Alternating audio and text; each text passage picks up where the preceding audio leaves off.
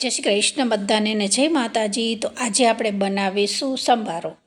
સંભારો આપણે 3 થી 4 સામગ્રી નાખી અને બનાવીશું। આ સંભારો એકદમ ટેસ્ટી લાગતો હોય છે। સાંજના સમયે ખીચડી સાથે, ભાખરી સાથે અથવા તમે બાઉલ ભરીને ફ્રીજમાં બનાવીને બી મૂકી શકો છો। લગભગ 2 થી 3 દિવસ બી સંભારાને ખાઈ શકો છો, કારણ કે આમાં પાણીનો ભાગ આપણે ઓછો નાખીશું। હવે મેઇન સામગ્રી હળદર લીધી છે, પીળી કોબી, મરચાં અને ગાજર, 4 વસ્તુ લીધી છે। હજુ આપણે આંબા હળદરનો ઉપયોગ કરીશું। સૌથી પહેલાં મેં મારા માપ પ્રમાણે અહીંયા કોબી લઈ લીધી છે। બધી વસ્તુ થોડી થોડી મેં અત્યારે લીધી છે। આમાંથી તમારા ઘરમાં જે વસ્તુ અમુક ના હોય તો સ્કીપ કરીને બી તમે સંભારો બનાવી શકો છો ફ્રેન્ડ્સ। હવે હું અહીંયા કોબીને કેવી રીતે કાપું છું એ તમે જોઈ શકો છો। જુઓ કે કોબીના પત્તા છે એને વાળી દીધા છે। વાળી અને આ રીતે લાંબી ચિપ્સ કરવાની છે, કારણ કે હંમેશા જે કોબીનો સંભારો બનતો હોય છે એમાંથી આ રીતે લાંબી ચિપ્સ બનતી હોય છે, તો ખાવામાં એનો ટેસ્ટ બહુ સારો લાગતો હોય છે। તો જરૂરથી જે રીતે મેં ચિપ્સ કાપી છે એ રીતે બનાવજો। અને કોબીને આ રીતે પાણીમાં ધોવાની નથી, ઉપરના 2-3 પત્તા આપણે કાપી લેવાના છે, જેથી કરી અને કોબીમાં વધારે પડતું પાણી છૂટતું હોય છે। તો પાણી ન છૂટે એના માટે ઉપરના 2-3 પત્તા કાપી નાખવાના, બાકીને કોઈ કોબીને જો ધોવાની જરૂર નથી પડતી। બીજી સામગ્રીને આપણે ધોઈ કોરી કરી અને આ રીતે કટ કરી દીધી છે। હવે અત્યારે હળદર લીધી છે, એને બી ઝીણી ચોપ કરી દીધી છે। મીઠો લીમડો ધોઈ કોરો કરી દીધો છે। આંબા હળદરને હું અત્યારે અહીંયા ઝીણું ઝીણું ચોપ કરી રહી છું। ગાજરને બી સારું એવું ચોપિંગ કરી દીધું છે। તમે જોઈ શકો છો કે જુઓ, મરચાં મેં 3 લીધા છે, પણ મારા મરચાં છે એ થોડા તીખા છે। તો હવે એ મરચાંને આપણે શું કરીશું, અહીંયા એનો જે એક વચ્ચેથી ચીરો લગાવવાનો છે અને એનો ગર્ભવાળો ભાગ અને એમાં જે બિયા છે એને આપણે કાઢી નાખવાના છે। એકદમ મરચાંને કોરું કરી દેવાનું છે, જેથી કરી અને સંભારો આપણો તીખો ન બને। અને આમાં મરચાંનો તો સ્વાદ આવશે જ, પણ તીખાશ બિલકુલ નહીં આવે। તો જરૂરથી આ રીતે બનાવજો। નાની નાની ટ્રીક સાથે કોઈ પણ રેસીપી બનાવો ને તો એનો સ્વાદ બમણો વધી જતો હોય છે। તો હવે આપણે આ બધું સરસ ચોપિંગ કરી અને સાઈડમાં મૂકી દીધું છે। કઢાઈમાં આપણે 1 ચમચી જેટલું તેલ લીધું છે। તેલ તમારા માપ પ્રમાણે, ક્વોન્ટિટી પ્રમાણે લઈ શકો છો, કારણ કે મારા માપ પ્રમાણે હું તેલ અહીંયા 1 ચમચી લઈ રહી છું।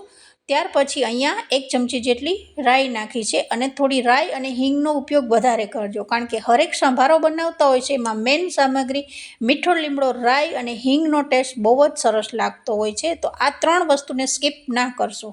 આ 3 વસ્તુ હોય તો જ અહીંયા એકદમ સરસ સંભારાનો ટેસ્ટ સારો આવતો હોય છે।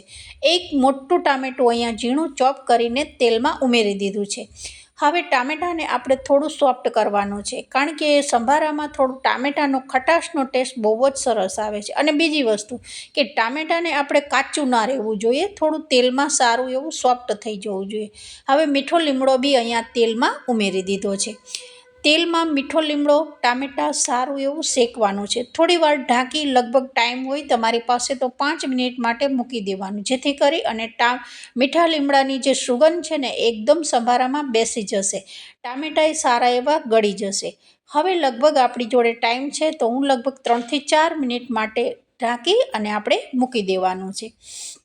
હવે અહીંયા લાસ્ટમાં મેં મરચાં ઉમેરેલા છે। મરચાં જે બિયા કાઢીને આપણે તૈયાર કરેલા છે એ મરચાં ફરી આપણે એને મિક્સ કરી દઈશું। આ 4 વસ્તુને સારી એવી તેલમાં શેકી નાખવાની છે।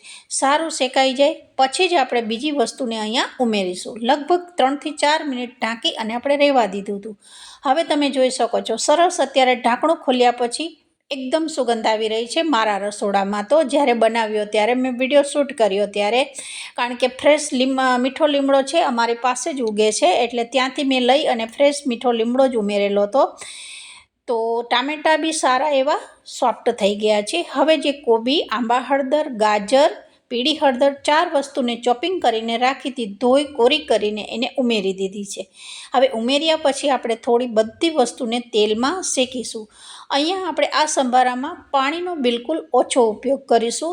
વરાળે અને તેલમાં શેકીને આપણે આ સંભારાને બનાવવાનું છે। હા, પાણી નાખીશું, પણ કેટલી ક્વોન્ટિટીમાં પાણી નાખીશું ને એ વિડીયોમાં તમારે આગળ જોવાનું છે।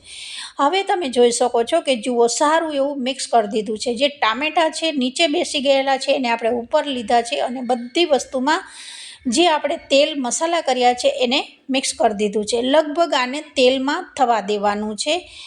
5 થી 6 મિનિટ સુધી ધીમી આંચ ઉપર મારું કડાઈમાં આ બધી વસ્તુ શેકાતી હતી. એકદમ સરસ સોફ્ટ થઈ ગયું છે. તમને જોઈને જ ગાજર બી તમને લાગે છે કે એકદમ સોફ્ટ થઈ ગયા છે.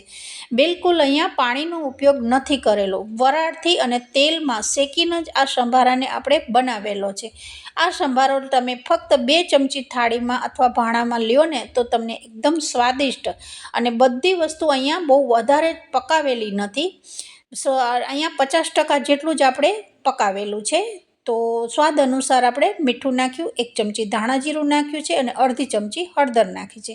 બસ અહીંયા આપણે 3 જ વસ્તુ મસાલાને કરવાનું છે. તમને પસંદ હોય તો ગરમ મસાલો બી નાખી શકો છો, પણ વધારે પડતું સંભારામાં ગરમ મસાલો આવતો નથી. સંભારો હંમેશા એકદમ અધકચરો અને થોડા મરચાંની તીખાશવાળો, અને હા, ગળપણ તમને પસંદ હોય તો તમે ઉમેરી શકો છો, પણ બનતા સુધી ગળપણનો ઉપયોગ બી સંભારામાં નથી થતો.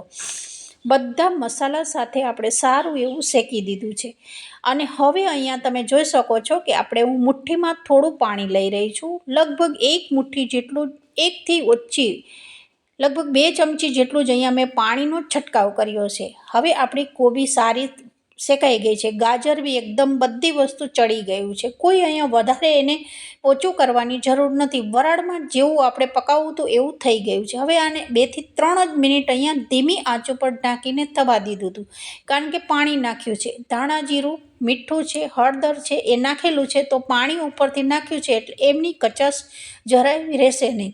તો ગરમા ગરમ આપણો સંભારો તૈયાર થઈ ગયો છે. ફ્રેન્ડ્સ, થોડું મારું ગળું ખરાબ છે, એના કારણે બોલવામાં મને તકલીફ થઈ રહી છે, તો સોરી. હવે તમે જોઈ શકો છો કે આપણો સરસ સંભારો તૈયાર થઈ ગયો છે. જમવામાં આ રીતે તમારી થાળીમાં ડબ્બો ભરીને તમે ફ્રીજમાં બી આ સંભારો મૂકી શકો છો. જ્યારે જમવા બેસો ત્યારે 2 ચમચી સંભારો લઈ અને તમે ખાઈ શકો છો. તો આજની રેસીપી આપણી સારી તૈયાર થઈ ગઈ છે. શિયાળામાં આંબા હળદર, પીળી હળદર આપણે જે શરીર માટે બહુ જ ગુણકારી છે. કાચી સલાડ રીતે બી ખાઈ શકતા હોય છે, અને સંભારામાં બી વધારે પડતી બનાવીને ખાઈ શકતા હોય છે. તો આજની રેસીપી આપણી સારી તૈયાર થઈ ગઈ છે. વિડીયો પસંદ આવે તો એક લાઇક કરજો. વધારે વિડીયો પસંદ આવી જાય તો વિધિ કિચનને સબસ્ક્રાઈબ કરી દેજો. તો બધાને જય શ્રી કૃષ્ણ.